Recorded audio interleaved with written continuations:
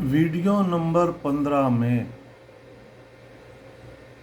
Past indefinite tense के affirmative वाक्यों का उदाहरण दिया जा रहा है। जिन वाक्यों के पीछे आ की मात्रा आती है उनको पास्ट इंडेफिनिट टेंस में ही बनाया जाता है। जैसे कहा, कहा के पीछे आ की मात्रा आ रही है, इसलिए पास्ट इंडेफिनिट टेंस का ही प्रयोग किया जाएगा। एग्जाम्पल के तौर पर, उसने कुछ नहीं कहा, ही सेड नथिंग। यहाँ पर नथिंग का मतलब है कुछ नहीं, इसलिए इस वाक्य में ऐसे भी कह सकते थे, he did not say anything. लेकिन नई वाले वाक्यों में एनीथिंग का प्रयोग नहीं किया जाता, नथिंग का ही प्रयोग किया जाता है। इसलिए इस वाक्य में मेन वर्ब सेकंड फॉर्म ही आएगी।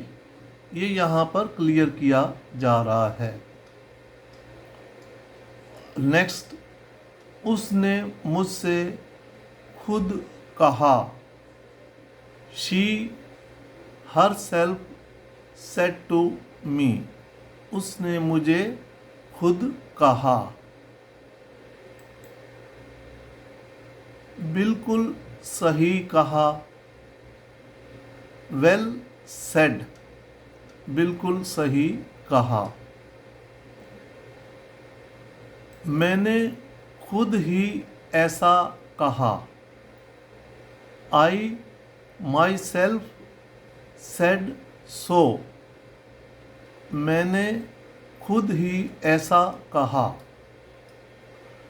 मैंने ऐसा नहीं कहा, आई डिड नॉट से दिस। अब इस वाक्य में नेगेटिव वाक्य बनाया गया है और हेल्पिंग वर्ब डिड का प्रयोग किया गया है। डिड डू की सेकंड फॉर्म है। जब हमने एक बार वाक्य में सेकंड फॉर्म का प्रयोग कर लिया है तो मेन वर्ब हमेशा फर्स्ट फॉर्म में ही आएगी।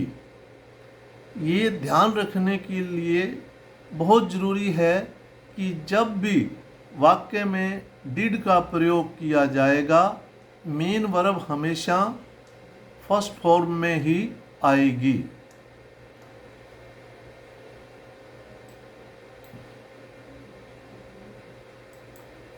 उसने कहा, ही सेड।